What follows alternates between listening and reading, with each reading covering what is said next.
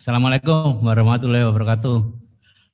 Bapak Ibu, cara testing untuk SIGD besok ya, bukan tes untuk penyelenggara karena kami sudah siap ya. Tapi ternyata tadi juga ada kendala juga gitu ya, salah menyampaikan room yang di-share itu ceritanya 300 gitu ya. Karena karena kalau 300, jadi sebenarnya enggak salah juga kalau 300 itu bisa Zoom, model Zoom, sehingga bisa tanya jawab dalam satu kotak banyak orang itu bisa saling ngangkat. Tapi kalau webinar memang akhirnya jadinya searah gitu ya. Tapi enggak apa-apa, karena besok toh kita webinar ya, bukan Zoom, webinar. Kemudian ada juga yang saya lihat kemarin di grup ada usulan untuk memperpanjang jeda istirahat. Jadi yang malam jangan dimulai jam 8 jam 7 dok, karena jam 7 sebagian masih sholat isya, masih belum kembali dari masjid dan lain-lain.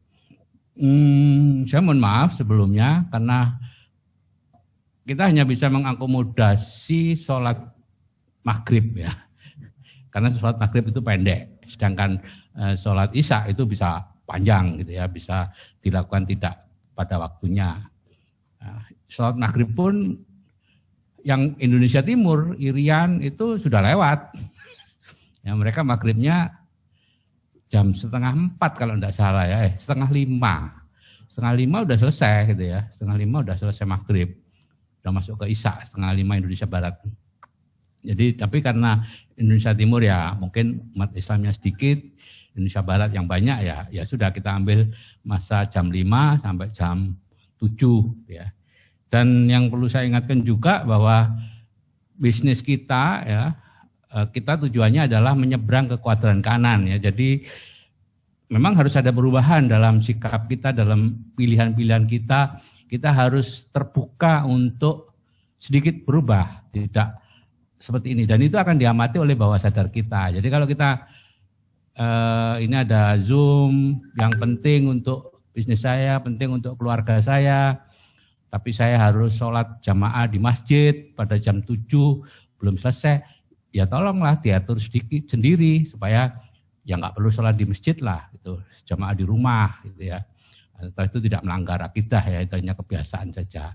Untuk sekali ini, 2 hari ini sholat di rumah. Kemudian waktunya juga mungkin tidak pas azan langsung sholat, tapi mundur karena itu isya kan batasnya panjang. Oke, jadi itu yang perlu saya sampaikan. Pertama saya mohon maaf karena tadi ada sedikit kecelakaan gitu ya. Kita kirim yang 300 ya, dan harusnya 3.000, tapi sekarang sudah lumayan.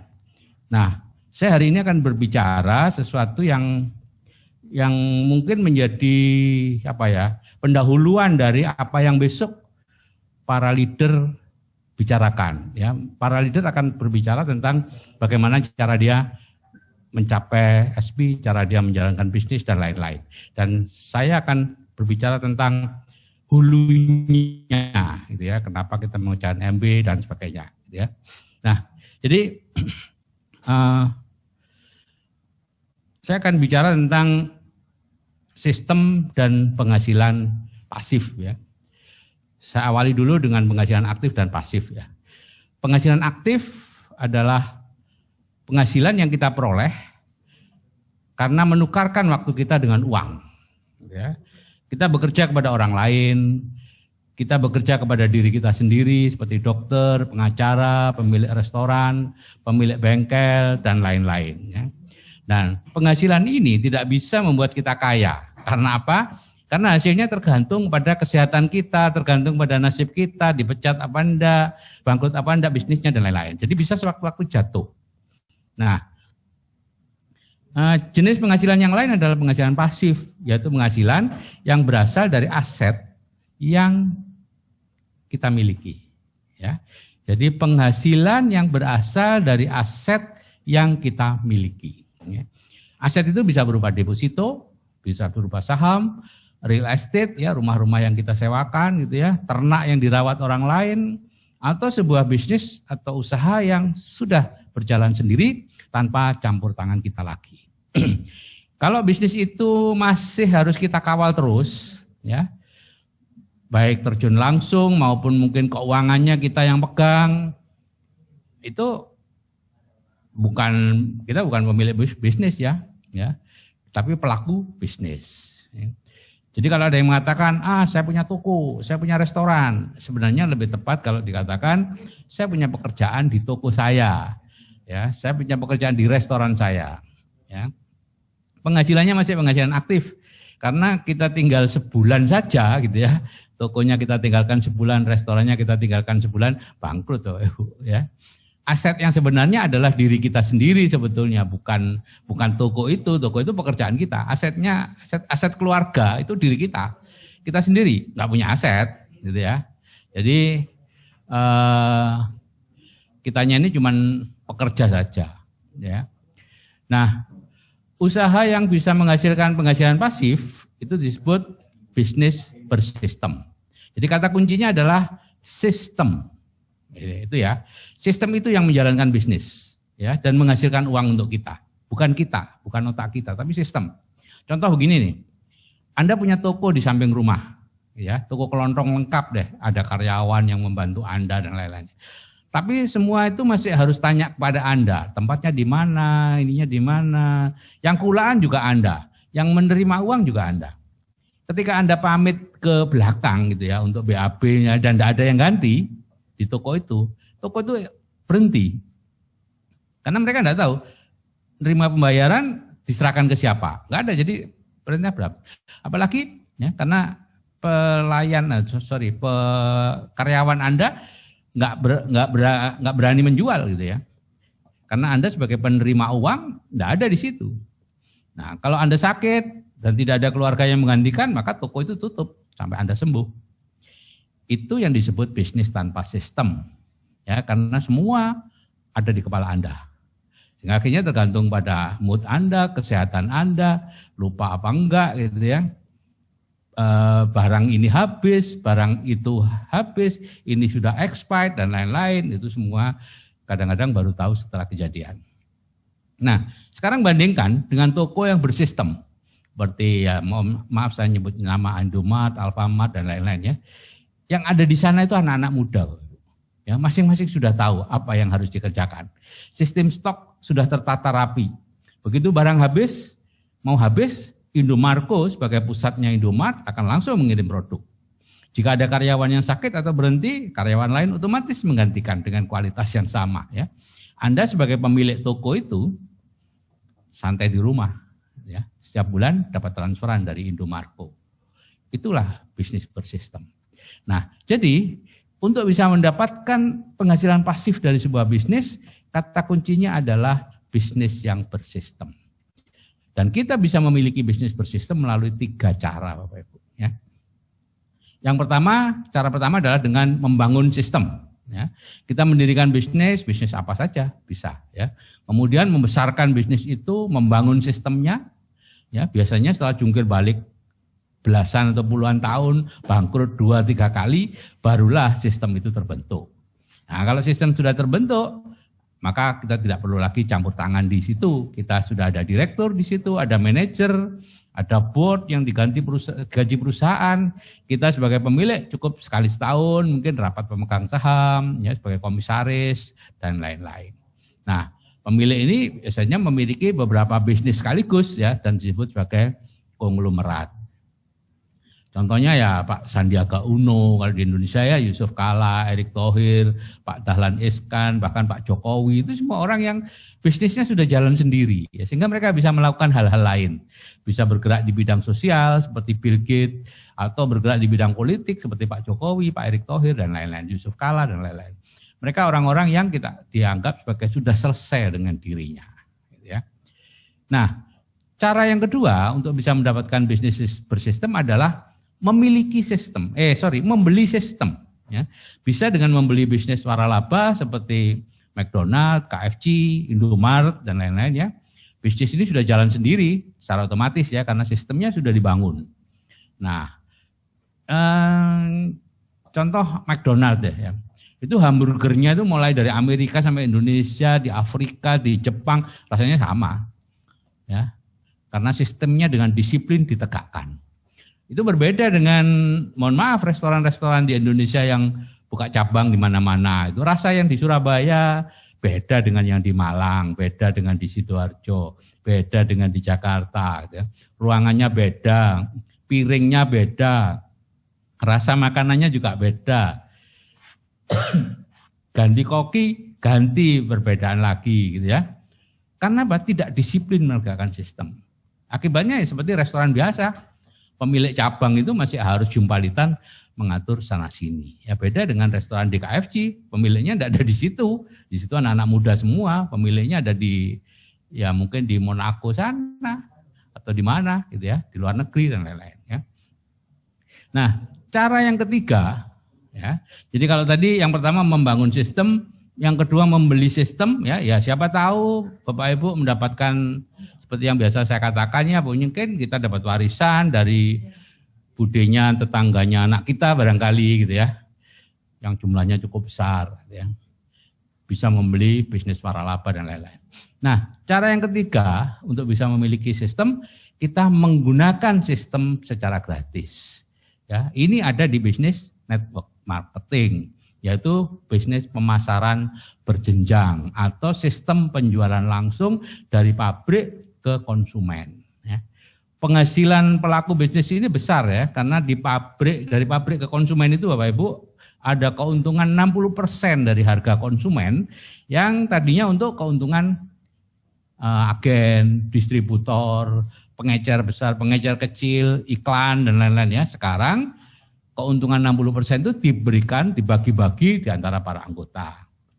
Jadi karena ini bisnis bersistem, maka tugas kita adalah secara disiplin menjalankan sistemnya. Kalau Anda ingin berhasil. Sistemnya di bisnis sejenis ini sederhana, yaitu kita membeli produk ke perusahaan mitra, kemudian mengajak orang lain untuk juga membeli produk ke perusahaan mitra. Kita mendapatkan bonus berdasarkan besarnya penjualan produk di grup kita. Nah, contoh nih, sekarang kita kan mengerjakan bisnis MW, yaitu bisnis network marketing yang terbesar di dunia. Gitu ya. Nah, artinya kita menggunakan sistemnya MW. Sistem bakunya MW apa? Kita membeli produk MW, kemudian mengajak orang lain juga membeli produk MW. Ya. Nah, dalam hal belanja itu muncul berbagai strategi, mulai belanja sendiri ke tokonya, titip ke upline-nya, atau belanja lewat online. Itu hanya strategi cara belanja. Kemudian untuk mengajak orang lain juga ada berbagai strategi. Ya. Di MB itu ada strategi dari N21, dari Karador, terus apalagi ada 9 pokoknya.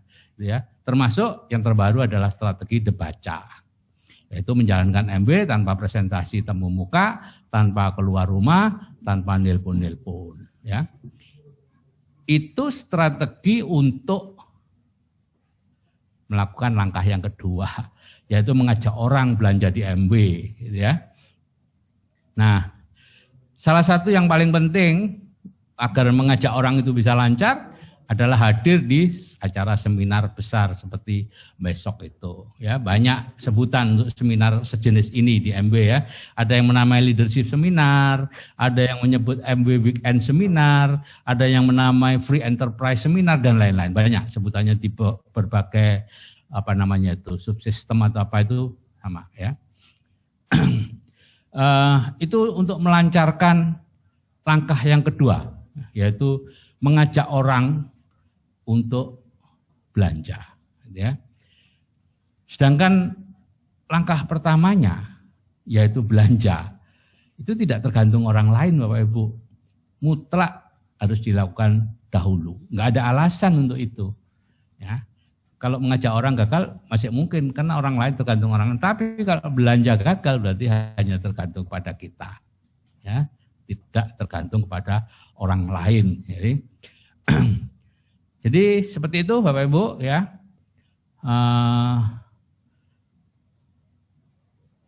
Ada sistem utama ya. yaitu sistem MW untuk para mitranya. Kemudian ada subsistem seperti Debaca dan lain-lain, strategi lebih tepatnya. Gitu ya. Nah, ibarat mobil seperti ini untuk memberi gambaran tentang apa itu sistem ya. Sistem utama yang berlaku agar mobil itu bisa berjalan adalah menyalakan mesin, baru kemudian memasukkan persneling. Ya kan? Nah, yang berbeda dari mobil satu ke mobil yang lain adalah strategi menyalakan mesinnya.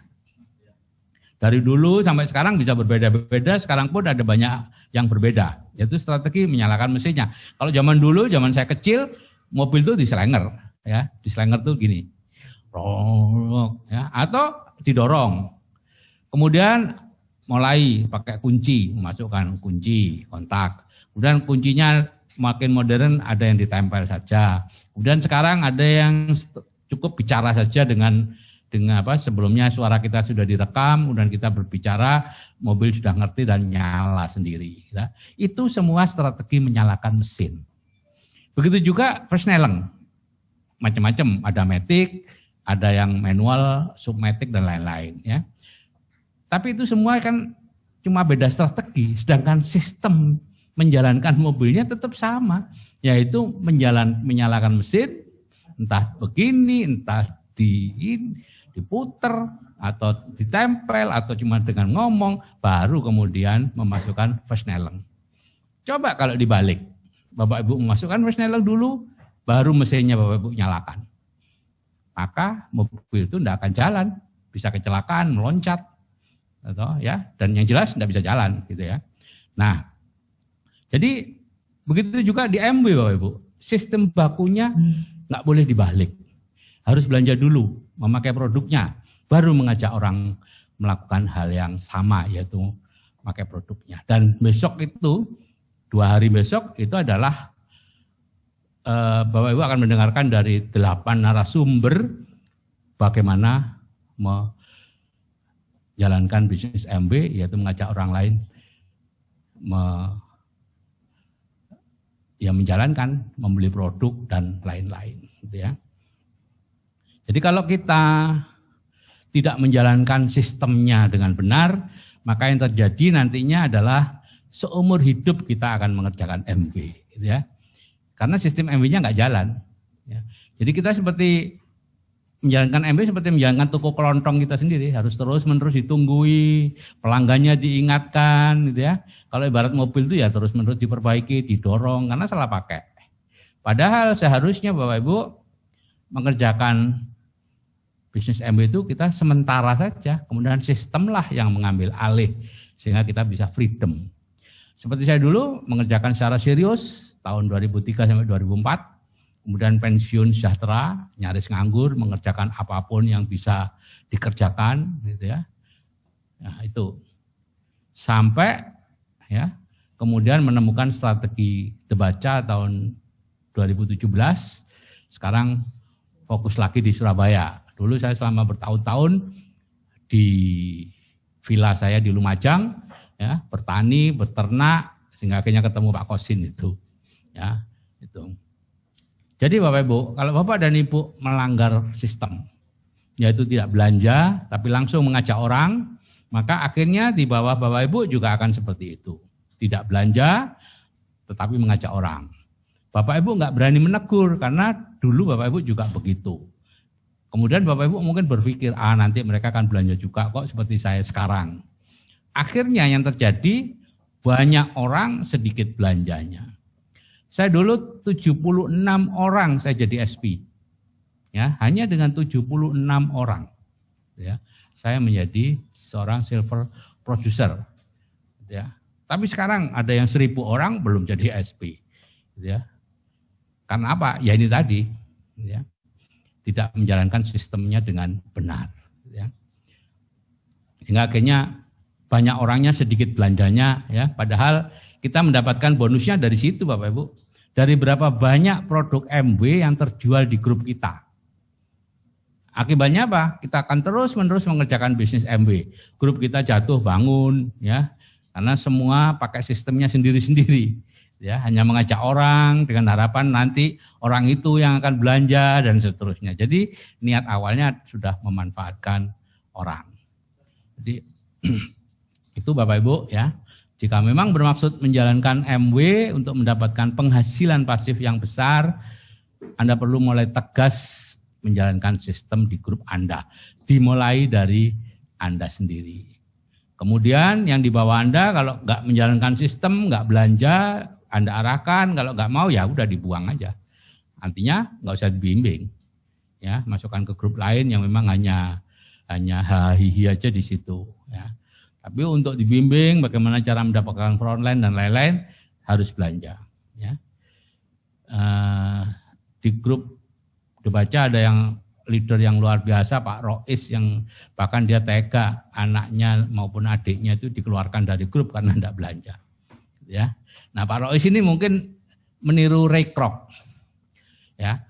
Ray Kroc itu adalah orang yang menjalankan sistem waralaba di McDonald. Dan kemudian dia membelinya dari dua bersaudara McDonald. Ya, Bapak Ibu bisa lihat di buku film The Founders ya, gitu ya. Jadi dua bersaudara McDonald ini membangun sebuah sistem restoran hamburger yang bagus sekali, gitu ya. Dia tahu alurnya, alur pegawai alur hamburger itu sehingga yang paling cepat itu seperti apa, ya. Dia rancang di sebuah lapangan tenis gitu ya, gambar-gambar ini pawonnya ini, penggorengannya ini, tempat nyampurnya ini semua. Oh, nggak lancar, dirubah lagi sampai akhirnya lancar alur itu. Nah, sehingga dia dengan cepat bisa menghidangkan hamburger yang biasanya cukup lama, gitu ya. Nah, tapi masalahnya dia tidak bisa menduplikasi ke cabangnya, ya. Dia buka cabang, tapi tidak bisa diduplikasi. Ya, sehingga cabangnya selalu jatuh. Kemudian datanglah Ray Kroc, ya, yang kemudian mengadakan kerjasama. Ray Kroc yang mengawasi pembukaan cabang-cabang dengan sistem waralaba. Ya, saat itu sistem seperti ini belum dikenal ya.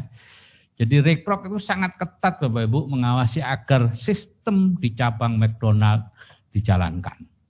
Ada cabang yang nggak pakai sejenis bumbu ya, karena pemilik cabang itu tidak suka dengan bumbu itu. Akhirnya dia tidak mau restorannya ada bumbu itu. Ya udah sama Ray Kroc diancam untuk diputus hubungan. Ya, didatangi. Ada cabang yang berinisiatif menjual sejenis minuman di restorannya ya untuk menambah penghasilan dan karena dia juga senang dengan itu. Didatangi juga oleh Ray Kroc, dimarahi dan diancam untuk memutuskan kerjasama. Jadi Ray Kroc itu yang menjaga sampai akhirnya McDonald berkembang sangat pesat menjadi 30 ribuan restoran Bapak Ibu. Ya. Karena ya itulah sistemnya dijaga mulai bentuk ruangannya, alur pelayanannya, ya, letak perabotan, letak bumbu, cara menggoreng, semua detail diperhatikan dan harus seragam. Bandingkan tadi dengan cerita saya di awal, restoran lokal yang punya cabang di mana-mana, tiap cabang beda tergantung kreativitas dari pemilik cabang. Akibatnya ada yang laku, ada yang enggak.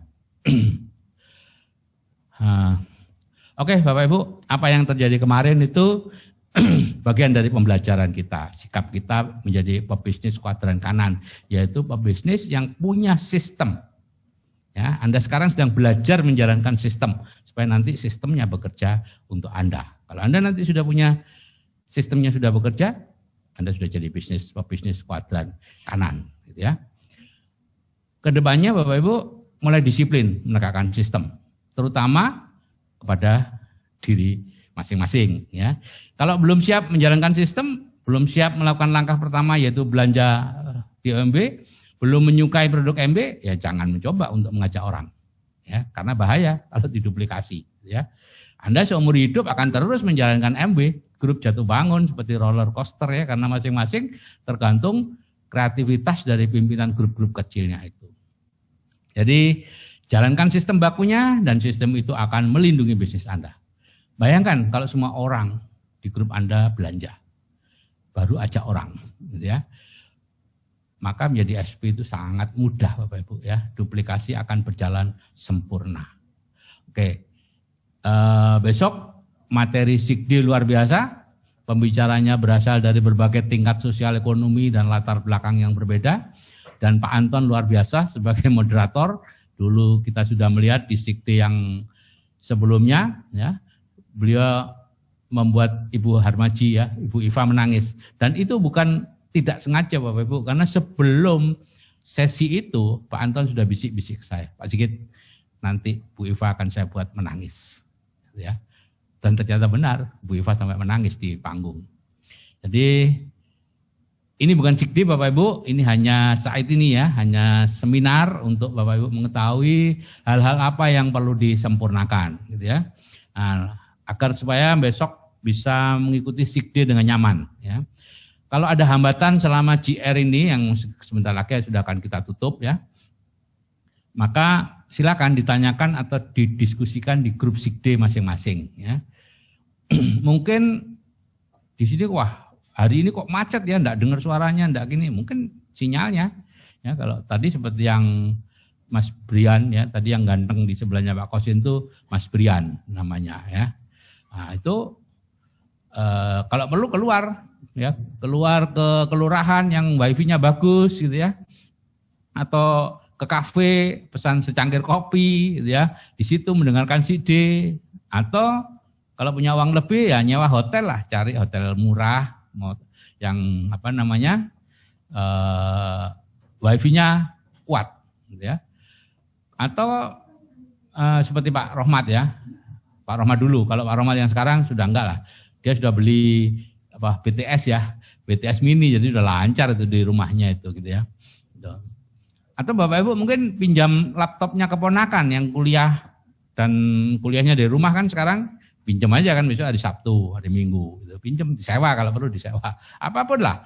Yang penting bisa fokus ke Sikdi besok, ya. Bapak Ibu yang punya putra banyak, yang terus direpotin oleh putra, ya saya sarankan putra-putrinya diungsikan dulu deh, hari ini diajak ke rumah neneknya, gitu ya, nginep 2 hari di sana, gitu ya. Nah, tapi yang perlu saya sampaikan Bapak Ibu, semakin berat tantangan yang Bapak Ibu hadapi, tetapi dengan upaya sadar Bapak Ibu bisa menyelesaikan tantangan itu, maka untuk selanjutnya bahwa sadar Bapak Ibu akan menyingkirkan hambatan apapun di bisnis MW, ya. Bahwa sadar Bapak Ibu akan melihat bahwa Bapak Ibu memang serius menjalankan MW, ya. Maka mereka tidak akan lagi menyabotase bisnis Bapak Ibu. Perlu Bapak Ibu ketahui kegagalan kita selama ini sebetulnya sederhana, yaitu disabotase oleh pikiran bawah sadar Bapak Ibu yang tidak ingin Bapak Ibu berubah. Semua pikiran bawah sadar kita tidak ingin kita berubah. Karena itu bahwa pikiran sadar Bapak Ibu sebagai pemimpin yang ingin berubah harus memutuskan. Oke, saya memutuskan join MW. Oke, saya memutuskan untuk ikut Sikdi. Oke, saya memutuskan untuk sewa hotel supaya lancar, karena kalau di rumah nggak lancar. Oke, saya memutuskan untuk anak-anak saya ungsikan ke rumah neneknya. Oke, saya memutuskan untuk menjemput neneknya datang ke rumah untuk bisa ngomong anak-anak sehingga saya bisa fokus.